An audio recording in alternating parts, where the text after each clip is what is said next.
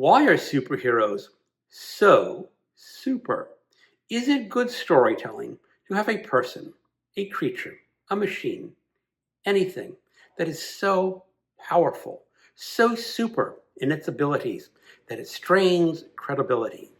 How does that make good storytelling?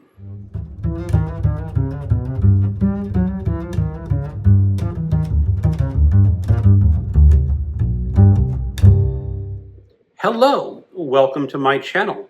Another Bibliophile Reads. My name is Greg, and a few days ago I participated in a live stream, Is This Thing On? With Gareth and Dave and Olive. And some point in that live discussion, Dave was talking about going to see the new Superman movie, and I made a comment that wasn't taken all that well, or should I say, taken with a grain of salt. I said that superheroes are too super.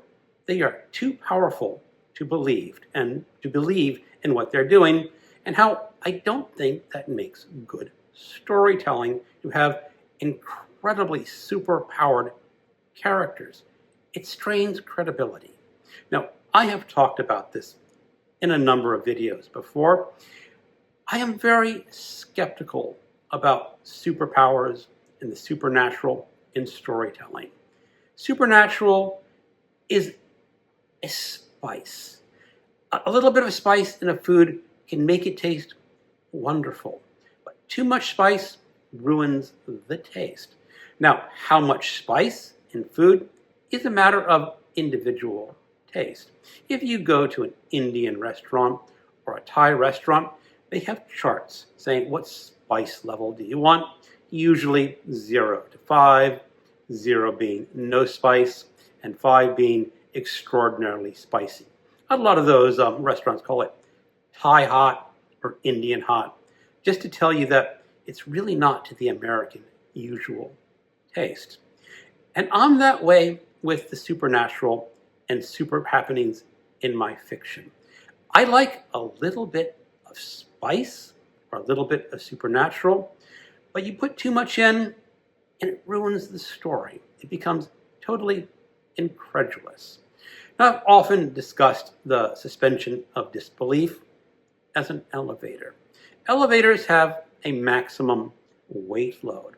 If you go to an old elevator somewhere in Europe, let's say Paris, you might encounter this elevator that can hold 2 or 3 people.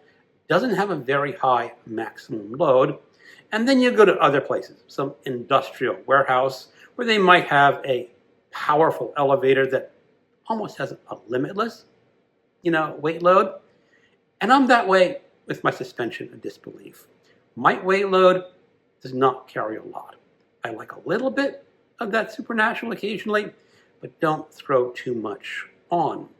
And I've noticed in superhero stories, especially the movies, that Hollywood is just pounding. They're just leaving so many super powers on their superheroes that I look at it and I shake my head and go, nope, I don't believe that at all.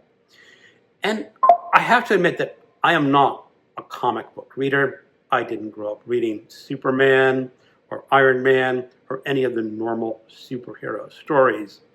But I see an occasional glimpses of superhero movies, and I shake my head. I was on a red-eye plane a number of years ago, and it was too late in the night to read a book, so I was just laying back in my seat. But the person next to me was watching one of the Superman movies that were available 12 years ago, 10 years ago, something like that. And it came to the end of the movie. I couldn't sleep. I couldn't hear the sound. But I saw Superman and his buddies flying around, battling this giant creature, doing so many extraordinary things, and going like, I'm glad I didn't have to watch the movie. And then on my YouTube feed, a trailer for the new Superman movie came up, and it had Superman, again, battling a giant creature, some sort of Godzilla-like giant lizard, and it was a scene of him under the giant lizard, The giant lizard was stepping on him, but Superman, he was holding up Godzilla. Okay, it wasn't Godzilla, but you know what I mean. The kaiju's holding up the giant lizard's leg. And I'm going, that giant lizard can just crush Superman. I know, Superman's supposed to be all-powerful. But this is where I have problems in storytelling. Why does Superman have to be that super? Why not just make him a little more extraordinary than a regular human being? That might make for more interesting storytelling. Now I'm going to go into the Wayback Machine and talk about a television show that I used to watch when I was young, and that was The Incredible Hulk with Bill Bixby and Lou Ferrigno. Bill Bixby, of course, was Dr. Banner, and Lou Ferrigno was the Incredible Hulk. In this TV show, Lou Ferrigno was a big green meanie, and he could kick butt against the bad guys. But he was not all-powerful. He was not super-duper-pooper strong, but he was strong enough to kick the butt of the bad guys reliably. And then, many years ago, I saw another clip for a new Incredible Hulk movie, and I saw the Incredible Hulk pick up a tank and toss it away like it was a toy. And I'm going, why does the Hulk have to be that strong? He does not need to be that strong to kick the butts of the bad guys. Go back to the old television show. Being stronger than a regular person definitely has its advantages. But what are the advantages of having a super duper pooper strong Incredible Hulk?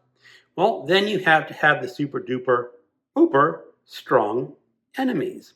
And it becomes this gradual increase of strength and power to the point that everything is just ridiculous.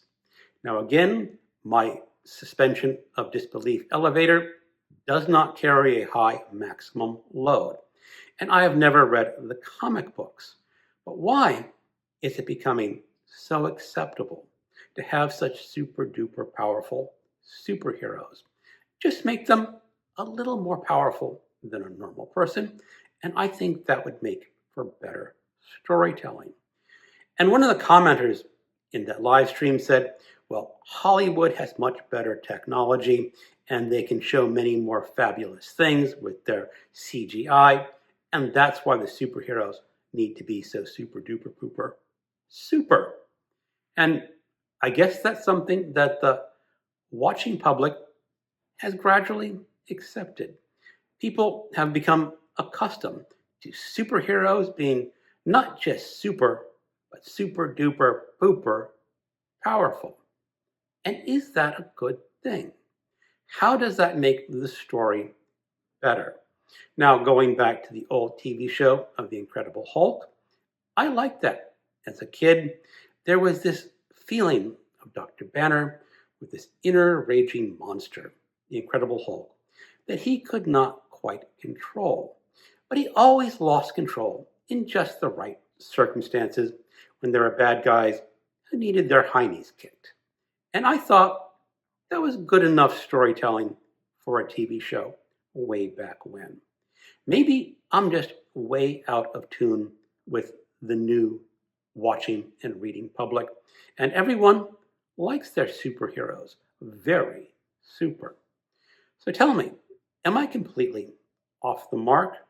Or are there other people like me who say, tone it down? The volume does not need to be at 10. The volume can be at 6. Your superheroes can be more powerful than a regular human, but they don't need all these really incredible, unbelievably strong powers.